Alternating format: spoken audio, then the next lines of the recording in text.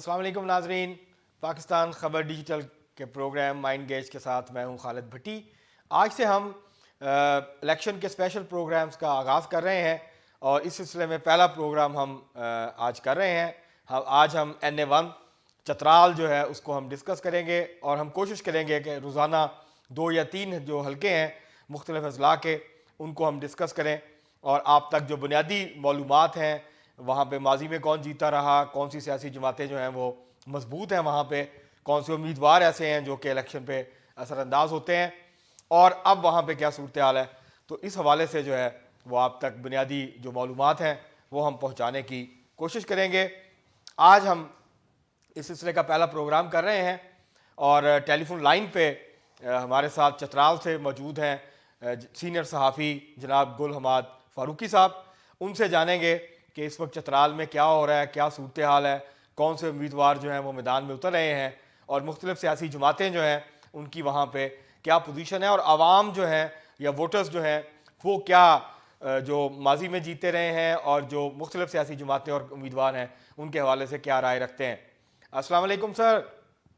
जी वालेकुम अस्सलाम। सर खैरियत से, आप ठीक ठाक हैं? शुक्र है जनाब, बहुत मेहरबानी जनाब, नवाज़िश। सर चतराल में तो बहुत सर्दी होगी, जैसे ही चतराल का लफ्ज़ सुना है तो मुझे तो स्टूडियो में सर्दी लग रही है। जी बिल्कुल, चतराल की मौसम तो सर्द है मगर लोगों की जल्दबाजी गर्म है इनकी जज्बात गर्म है। जी जी चलो ये अच्छा है, सियासी माहौल गर्म हो रहा है। सर ये बताइएगा कि ये क्योंकि 2 अजला हैं, अपर चतराल और लोअर चतराल, जिसका ये कौमी असम्बली का हल्का है, 2 अजला पे मुश्तमिल ये हल्का है। जी। तो पिछली दफ़ा तो यहाँ पे मौलाना अब्दुल अकबर चतराली जो हैं MMA के प्लेटफॉर्म से वो जीत गए थे, उनका बुनियादी तौर पे ताल्लुक़ जमात इस्लामी से है। तो सर इस वक्त क्या सूरत हाल है, क्या, क्योंकि हमने ये देखा है कि जब भी MMA जो है या मजहबी जमातें जमीयत उलमा इस्लाम और जमात इस्लामी मिल के इलेक्शन लड़ते हैं तो ये हमेशा या तो जीतते हैं या बहुत टफ टाइम देते हैं बाकी पार्टीज़ को। तो इस दफ़ा सर क्या सूरत हाल है, चतराली साहब की अपनी पोजीशन क्या है और क्या इनका कोई इंतखाबी इत्तेहाद होगा या सीट एडजस्टमेंट जमात इस्लामी और JUI की यहाँ पे? अभी चूंकि सूरत हाल ये है कि जब इमरान खान पे अदम एतमाद आ गया और PDM की हुकूमत आ गई, उसमें मुफ्ती असद महमूद साहब जो फजल रहमान साहब का बरखुरदार है वो वफाकी वज़ीर मुआसरात रहा। तो बदकिस्मती ये हुई कि चतराल से बूनी शंदूर रोड पे जो काम इमरान खान के दौर हुकूमत में शुरू हुआ था उस रोड पे काम बंद हुआ। तो उसमें फिर लोगों की काफी ग्रीवेंसेस और शिकायतें थी। खैर वो बार देकर काम शुरू हो गया मगर उसके बावजूद भी जो काम हो रहा था तो बताया जाता है कि उस ठेकेदार या कॉन्ट्रैक्टर का ताल्लुक भी उस जुमात से है। तो बदकिस्मती से वफाकी वज़ीर मुआसरात को बार बार शिकायत पहुंचाई गई कि काम नाकिस है और ये नहीं है, मगर उसके बावजूद भी वोटर से मसली हुए और उसी तरह नाकिस काम का सिलसिला जारी रहा। बार के अब ये बात आपकी दुरुस्त है कि जब भी कोई इलेक्शन का टाइम आता है और मजहबी जमातें आपस में इत्तेहाद करते हैं, जमात इस्लामी या जमीयत उलमा इस्लाम या दीगर मजहबी जमातें, और वो जो मुतफिका तौर पर किसी उम्मीदवार को खड़ा करते हैं तो वो फिर जीत जाते हैं। मगर इसमें एक बात और मैं बताते चलूं कि हालिया जो लोगों का कुछ तजुर्बा था वो तलख रहा, वो ये कि जब इलेक्शन का टाइम था तो इन्होंने आपस में इत्तेहाद किया था मगर जब अदम एतमाद का वक्त आ गया तो जमीयत उलमा इस्लाम और जमात इस्लामी के रास्ते अलग अलग हो गए। आपको याद होगा कि जमीयत उलमा इस्लाम ने वो PDM का हिस्सा बना, उसने शहबाज शरीफ का साथ दिया और इमरान खान को हुकूमत किया, मगर जमात इस्लामी जो था बज़ाहिर तो वो न्यूट्रल रहा मगर इंटरनली लोगों को कुछ खदशात ये थे कि वो इमरान खान को सपोर्ट कर रहा था। इसलिए जो चतराल से वाहिद सीट था जमात इस्लामी का तो उसने न इमरान खान के हक में वोट दिया न शहबाज शरीफ के हक में वोट दिया और वो इस तरह पीछे रहा। अच्छा, दूसरी बात ये कि मैं आपको थोड़ा सा बताते चलूं कि चतराल एक इलेक्शन के हवाले से एक अजूबा है। यहाँ पे ये वाहिद जिला है कि बाहर से भी कई दफा उम्मीदवार आकर कौमी असम्बली में या तो जीत चुके हैं या हार चुके हैं। मैं बताऊं कि मुहतरमा नुसरत भट्टो साहबा जो थे वो भी एक दफा चतराल से इन्हें मुंतखब हो चुकी थी, 1988 में जीती थी वो, 1988 जी बिल्कुल। जी बिल्कुल। इसमें उसके बाद फिर उन्होंने पीपल पार्टी ने प्यार अली अलाना को लाया, वो جھار وہ ہار گیا, وہ جیت نہیں سکا. جی وہ ہار گیا. اب چونکہ چترال کے 2 ضلع ہیں, اپر اور لوور, مگر اس کے باوجود بھی اس کی جو آبادی ہے وہ کم ہے, تو ان دونوں ضلعوں کو ملا کر اور ساتھ پھر چترال کے ساتھ جو دیر کا پڑوسی ضلع ہے اپر دیر کا, وہ کچھ ملا کر ایک ہی قومی اسمبلی کا ان-1 حلقہ وہ بن جاتا ہے. تو اگر اسی دیر سے اگر کوئی ایسا تکڑا بندہ کھڑا ہو جائے الیکشن کے لیے جس کے چترال میں کافی تعلقات ہو, کیونکہ زیادہ تر دیر اپر کا اور چترال کا آپس میں چولی دامن کے ساتھ ہے, رشتہ داریاں ہیں, تعلقات ہے, کاروباری لحاظ سے بھی ایک دوسرے, اگر وہ کوئی ایسا بندہ تکڑا کھڑا ہو گیا جس کے تعلقات چاہا ہو, تو یہ بھی ممکن ہے کہ وہ بندہ جیت جائے گا اور چترال کے ایمنے جو ہے وہ دیر سے تعلق رکھنے والا بندہ ہوگا. اچھا سر, صبح جی سر یہ بتائیے گا کہ تحریک انصاف نے 2013 میں بھی دوسرے نمبر پہ آئی تھی اور 2018 میں بھی تحریک انصاف کے جو عبداللطیف ہیں وہ دوسرے نمبر پہ آئے تھے, تو کیا وجہ ہے کہ جب کے پی کی زیادہ تر نشستیں جو ہیں باقی حلقوں میں کافی زور تھا تحریک انصاف کا, خاص طور پہ 2018 میں, تو چترال میں تحریک انصاف جو ہے اس کے باوجود کہ 40,000 کے قریب ووٹ لیے تھے عبداللطیف جو ہیں تحریک انصاف کے امیدوار, لیکن تحریک انصاف یہ حلقہ جیت نہیں سکی ابھی تک, تو اس دفعہ کوئی چانس ہے تحریک انصاف کا سر اس حلقے میں؟ اس دفعہ عمران خان کے ساتھ جو ہوا, جو وہ بیہائنڈ دی بار ہے, جیل کے اندر ہے, تو لوگوں کی کچھ ہمدردیاں زیادہ ہو گئی. اور دوسری بات, انہوں نے جو آواز اٹھایا تھا, مطلب ہے کہ اب وہ صحیح ہے یا غلط ہے اس پہ ہم کمنٹس نہیں کرنا چاہیں گے کیونکہ ہم فورسز کے بارے میں کوئی بات کرنا نہیں چاہتے, وہ ایک اور مسئلہ ہے. مگر اس کی وجہ سے بھی کچھ لوگوں کی ہمدردیاں ہے کہ یار وہ اس نے سچ بات کہی, اور مطلب ہے کہ وہ بہائنڈ دی بار یا جیل کے اندر ہے. تو اس دفعہ یہ امید کی جاتی ہے کہ اگر صحیح طریقے سے صاف شفاف انتخابات ہو گئے تو زیادہ امید ہے کہ پاکستان تحریک انصاف کا کوئی امیدوار جیت جائے. مگر یہاں بدقسمت یہ ہے کہ چترال کے لوگوں نے معذرت کے ساتھ مجھے کہنا پڑے گا کہ ہمیشہ غلط فیصلہ کیا. مرکز میں حکومت کسی ایک پارٹی کی ہوتی ہے اور یہ ایم این اے کسی اور جماعت کی منتخب کرتے ہیں. صوبے میں حکومت کسی ایک پارٹی کی ہوتی ہے اور یہ ایم پی اے کسی اور جماعت کی بیٹھ کے وہ بیچارہ سارا جو 5 سال ہے وہ اپوزیشن کے ڈیسک پہ بیٹھ کے ڈیسک بجاتے ہیں. تو یہ ہماری بیڈ لک ہے کہ ہم لوگ جو ہیں صحیح طریقے سے ہمارے جو ووٹرز ہیں وہ فیصلہ نہیں کر پاتے کہ کم از کم یہ دیکھنا چاہیے, کامن سینس کی بات ہے کہ مرکز میں جس کی حکومت بننے کی چانسز ہو تو اگر آپ اس بندے کو ووٹ دیں گے تو ہو سکتا ہے کہ آپ کو مطلب ہے کہ وزارت بھی مل سکے. اس میں ایک بات بتاؤں کہ جب صوبے میں پاکستان تحریک انصاف کی حکومت آ گئی تو اس کے باوجود بھی کہ ان کا جو ایم پی اے تھا وہ جیت نہیں گیا تھا, ہار گیا تھا, مگر پاکستان تحریک انصاف نے ایک کام کیا تھا کہ چترال کو پہلی دفعہ اقلیت کے جو خصوصی نشست پہ وزیر دفاع کی لاش کو ایم پی اے بنایا اور پھر اس کو وزیر اعلیٰ خیبر پختونخوا کا معاون خصوصی بنایا اقلیتی امور پہ. تو انہوں نے ایک کام تو کر دیا تھا کیونکہ عمران خان نے وعدہ کیا تھا اور اس نے اپنا وعدہ پورا کیا. مگر چونکہ عمران خان کی مرکز میں 2018 کے بعد جب الیکشن ہوا تو ملک کی معیشت کی ڈاؤن فال شروع ہو گیا, پھر پی ڈی ایم نے رہی کثرت پی ڈی ایم نے پورا کر دی, تو مہنگائی اس حد تک پہنچ گئی کہ میں تو دونوں حکومتوں کو مورد الزام ٹھہرا دوں گا کہ پی ٹی آئی کے ساتھ ساتھ پی ڈی ایم بھی انہوں نے ملک کی معیشت کو اس حد تک خراب کر دیا, مہنگائی حد تک پہنچا دیا کہ غریب آدمی کو جینا دوبارہ ہو گیا, مشکل ہو گیا. تو ابھی چونکہ الیکشن کے اعلان تو ہو چکا ہے, مگر ایک بات یہ ہے کہ چترال کی جو لوگ ہیں وہ زیادہ تر سردیوں میں شدید سردی کی وجہ سے اس سیزن میں مائگریٹ ہو جاتے ہیں. وہ مطلب ہے کہ پشاور, لاہور, کراچی, سندھ وغیرہ دوسرے گرم علاقوں میں مائگریٹ ہو جاتے ہیں. تو اس ٹائم جو الیکشن ہوگا 8 فروری کو, تو 8 فروری کو وہاں پہ بعض علاقے ہیں کہ وہاں ٹیمپریچر -10 سے -20 تک گر جاتے ہیں, -30 تک. تو وہاں زیادہ تر لوگ جو ہیں وہ وہاں پہ رہتے نہیں ہے. تو یہ بھی ہے کہ زیادہ تر ووٹ جو ہے وہ کاسٹ نہیں ہوگا, زیادہ تر لوگ نیچے ہیں. اور اس سیزن میں میرے خیال میں بعض علاقوں میں الیکشن کرنا بھی بعید ثقل ہے. اب مجھے سمجھ نہیں آ رہی کہ یہ کیسے مینیج کریں گے, مگر لگتا نہیں ہے کہ 100% ووٹ کاسٹ ہو جائے, کیونکہ بعض علاقوں ایسے ہیں کہ وہاں پہ لوگوں کو کافی مطلب ہے کہ مشکلات ہے وہاں پہ ووٹ ڈالنا یا لوگوں کو موومنٹ کرنا یا گھروں سے نکلنا، تو یہ مشکلات تو ہوں گے، مگر پھر بھی جہاں پہ دیکھا ہے تو کچھ لوگوں کی، میں عبدالاکبر چترالی صاحب کے ساتھ ابھی گیا تھا، کچھ لوگوں کی گلے شکوے تھے کہ مولانا صاحب ہم نے آپ کا چہرہ مبارک 5 سال کے بعد جب اسمبلی ٹوٹ گئی آپ کو دیکھ لیا، اور اس نے کوئی بڑا تکنیک کا کام نہیں لایا، اور اس نے جو افتتاح کیا تھا کچھ پیتے کاٹے تھے روڈ ووڈ کا، بدقسمتی سے اس پہ الیکشن کمیشن نے پابندی لگا دی، وہ کام نہیں ہو سکا، تو 5 سال میں اس کا رزلٹ جو تھا وہ زیرو رہا۔ اچھا یہ جو بتائیں دوسرا سر، یہ تھا، جی جی جی گل نواز صاحب یہ بتائیے گا سر کہ جو شہزادہ افتخار الدین ہے جن کا تعلق جو ہے وہ چترال کے شاہی خاندان سے ہے، پہلے شہزادہ محی الدین تو کئی دفعہ الیکشن جیتے تھے اور ایک سٹرونگ الیکٹیبل سمجھے جاتے ہیں چترال سے، اور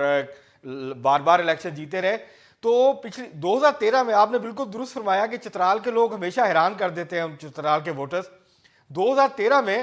یہ واحد امیدوار تھے جنرل مشرف کی آل پاکستان مسلم لیگ کے، جو کہ منتخب ہو کے قومی اسمبلی میں آئے تھے، اور ان کے علاوہ اور کوئی نہیں جیت سکا تھا، لیکن 2018 میں یہ نون لیگ کے ٹکٹ پہ ہار گئے تھے اور کافی بری طرح سے ہارے تھے، انہوں نے کوئی 21,000 کے قریب ووٹ لیے تھے، جبکہ عبدالاکبر چترالی صاحب 48,000 کے قریب ووٹ لے کے جیتے تھے۔ تو ان کی سر کیا پوزیشن ہے؟ وہ الیکشن ابھی ان کی ملاقات ہوئی تھی میاں نواز شریف صاحب سے، وہ لاہور تشریف لائے تھے، ایک تو یہ بتائیں کہ کیا وہ نون لیگ کے ٹکٹ پہ الیکشن لڑنے کی تیاری کر رہے ہیں یا وہ آزاد لڑیں گے؟ دیکھیے جی، یہ نواز شریف جب وزیر اعظم تھے اور وہ چترال آئے تھے، اور جو لوور ٹنل کا جو آخری مرحلہ تھا اس کا افتتاح کرنے والا تھا، تو نواز شریف نے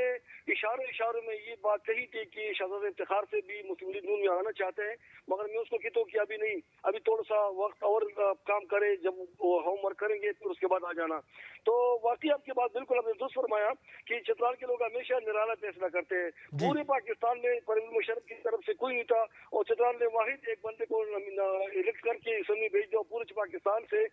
مشرف کے بعد آل پاکستان مسلم لیگ کا ایک ہی واحد وہ تھا، ایمینہ تھا۔ تو ابھی افتخار نے کافی کام بھی کیے تھے، اس کے دور میں یہ تھا کہ اس نے جو چشمہ روڈ ہے اس پہ فیڈرلائزیشن میں بہت زیادہ کام کیا تھا، کیلاش ویلی پہ کام کیا تھا، اور خاص کر بونی شندور روڈ پہ جو اس نے فیڈرلائزیشن پہ کام کیا تھا، کیونکہ وہ لکھا پڑھا آدمی ہے، وہ سوبر آدمی ہے، اور مگر اس کے لیے کہ میں وہ سیاستدان نہیں ہے، ایک ہارڈ ورکر ہے، اچھا آدمی ہے، مگر وہ ایک سیاستدان نہیں ہے، کیونکہ جو لوگوں کی آپ سمجھتے ہیں نا، لوگوں کی جو خصوصیات ہے، جو لوگوں کو سائیک ہوئے، ایک سیاستدان کو لوگوں کے پاس جانا، ان کو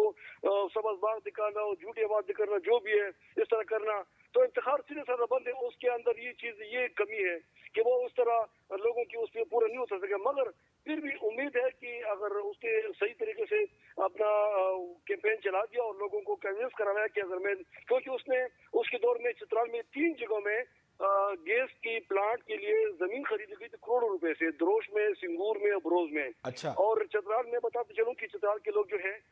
کھانا پکانے کے لیے اور خود کو سردیوں سے بچانے کے لیے، گرم رکھنے کے لیے لکڑی جلاتے ہیں، اور لکڑی جلانے سے جنگلات میں بہت زیادہ برڈن پڑتا ہے، اور اس کی لانگ ٹرم میں جو کلائمیٹ چینج ہے اس سے بہت نیگیٹو امپیکٹ پڑتا ہے۔ تو افتخار شہزادہ نے جب وہ گیس پلانٹ لایا تھا تو اس سے لوگوں کو کافی امید تھی کہ اگر گیس آئے گا، لوگوں کو سستی گیس مل جائے گی، تو اس سے یہ ہوگا کہ جنگلات میں بوجھ کم ہوگا، اور لوگ جو ہے لانگ ٹرم میں جو نیچرل ڈیزاسٹر ہے یا جو قدرتی آفات ہے اس کے نقصانات کا اس کو ہم روک تو نہیں سکتے، مگر بہترین حکمت عملی سے اس کی نقصان کا شرح ہم کم کر سکتے ہیں، تو اس کا شرح کم ہونے کا زیادہ تھا، مگر وہ بدقسمتی سے جب پی ٹی آئی کی حکومت آ گئی تو وہ چترال سے انہوں نے گریجویٹ شپ کر دیا، تو اس کی کچھ خدمات ہیں، بلکہ اس کے والد صاحب کا جو ووٹ ہے وہ پکا ووٹ ہے، اس کے جو والد صاحب کے دوست ہیں یا اس کے جو ووٹر ہیں، مگر ابھی ایک اور مسئلہ ہو گیا کہ اس کا جو چھوٹا بھائی ہے خالد پرویز، وہ پیپل پارٹی کی ٹکٹ پہ تحصیل ناظم، تحصیل چیئرمین کے طور پہ منتخب ہوا تھا، مگر ابھی چونکہ پاکستان تحریک انصاف پارلیمنٹیرین گروپ وجود میں آ گیا، پرویز خٹک گروپ میں جو سابقہ وزیر اعلیٰ تھا خیبر پختونخوا کا، تو افتخار الدین کے چھوٹے بھائی جو تھا خالد پرویز شہزادہ نے پاکستان تحریک انصاف پارلیمنٹیرین نے اعلان کر دیا، اور وہ اسی ٹکٹ پہ صوبائی اسمبلی کے لیے الیکشن لڑیں گے، تو لوگوں کے درمیان ایک یہ بھی ہے کہ بھئی ایک بھائی اگر مسلم لیگ میں ہو, دوسرا بھائی parliamentary P T I parliamentary میں ہو, تو ہم کس طرح کریں گے؟ تو یہ ایک دوسرے کا کنٹراسٹ کرتے ہیں, مگر ان کی آپس کی جو ہے یہ چیزوں کو مطلب ان کا ووٹ کافی حد تک متاثر ہو سکتا ہے. اچھا سر یہ بتائیے گا, گل صاحب یہ بتائیے گا کہ پاکستان پیپلز پارٹی کے کیا امکانات نظر آ رہے ہیں آپ کو؟ پاکستان پیپلز پارٹی کہاں کھڑی نظر آتی ہے؟ وہاں اچھا خاصا ووٹ بینک ہے پیپلز پارٹی کا. بالکل جی, چترال جو تھا وہ پیپل پارٹی کا گھر سمجھا جاتا تھا. ذوالفقار علی بھٹو مرحوم جو تھا وہ زمانے میں جب وہ وزیر اعظم بنے تھے تو وہ چترال آئے تھے, اور بروغل کے ایک علاقے ہے انتہائی پسماندہ دورتاب تھا, تو ان علاقے کے لیے وہ لوگوں نے ان کی نے 730 میں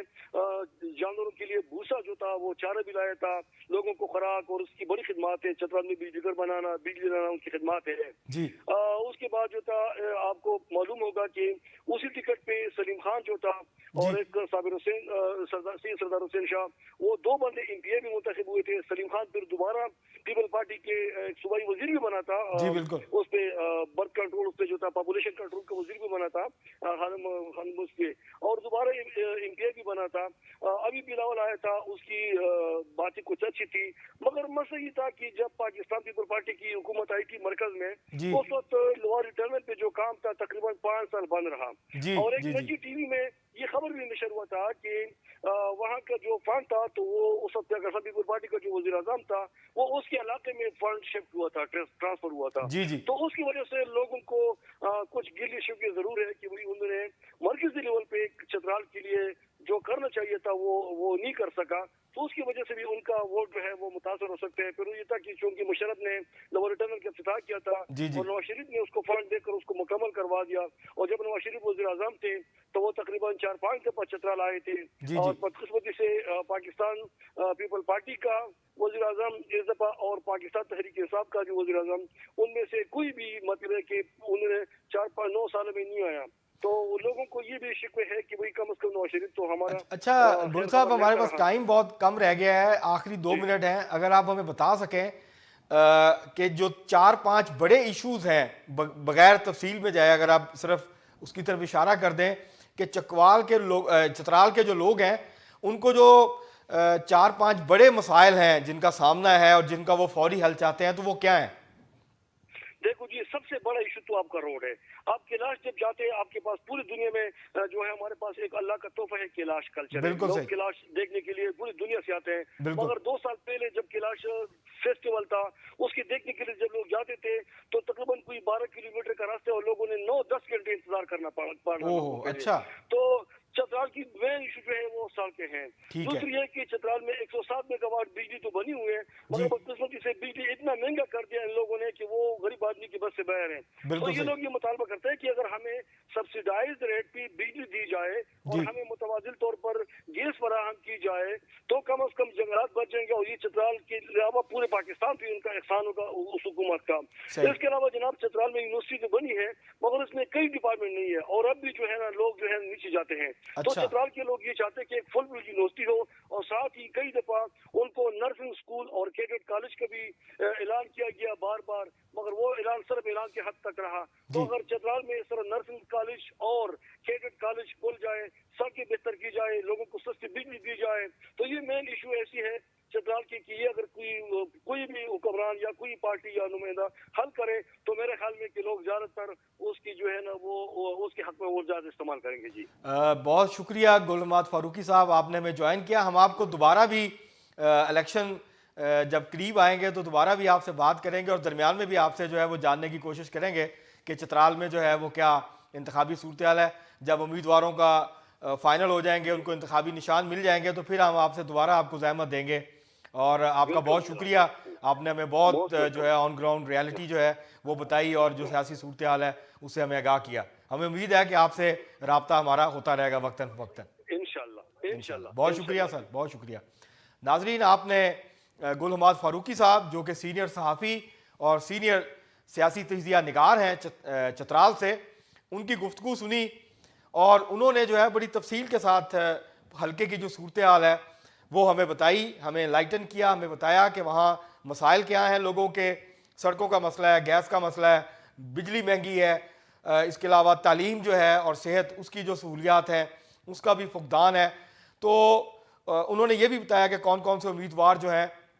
وہ بہتر پوزیشن میں ہے. لیکن جیسے جیسے الیکشن کیمپین آگے بڑھے گی اور جب کاغذات نامزدگی داخل ہوں گے اور جو مختلف سیاسی جماعتیں ہیں وہ مختلف جو امیدوار ہیں ان کو میدان میں اتاریں گی, تو اس کے بعد صورتحال جو ہے وہ اور واضح ہو جائے گی. جیسے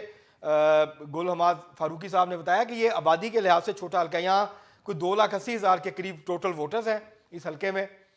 جس میں مرد ووٹرز کی تعداد زیادہ ہے اور خواتین ووٹرز جو ہے اس کا ٹرن آؤٹ بھی بہت کم ہوتا ہے. اور انہوں نے اس خدشے کا اظہار بھی کیا کہ کیونکہ سخت سردی کے اندر الیکشن ہوگا, جو اوپر کے حصے ہیں اپر دیر ہے اپر چترال ہے جو کہ اپر دیر کی طرف کے ساتھ بھی لگتا ہے, اور یہ جو علاقے ہیں یہاں برف باری ہوتی ہے اور سردیوں میں لوگ منتقل ہو جاتے ہیں نیچے اور پاکستان کے مختلف شہروں میں بھی محنت مزدوری کے لیے چلے جاتے ہیں. تو ان کا یہ کہنا ہے کہ ان حالات میں ٹرن آؤٹ جو ہے وہ افیکٹ ہو سکتا ہے, ٹرن آؤٹ کے اوپر اس کا جو ہے وہ اثر پڑ سکتا ہے. یہ آج کا پروگرام تھا. کل ہم ضلع سوات کے جو 3 حلقے ہیں اس کو لے کے آپ کی خدمت میں حاضر ہوں گے اور اس کے حوالے سے بات چیت کریں گے. بہت شکریہ.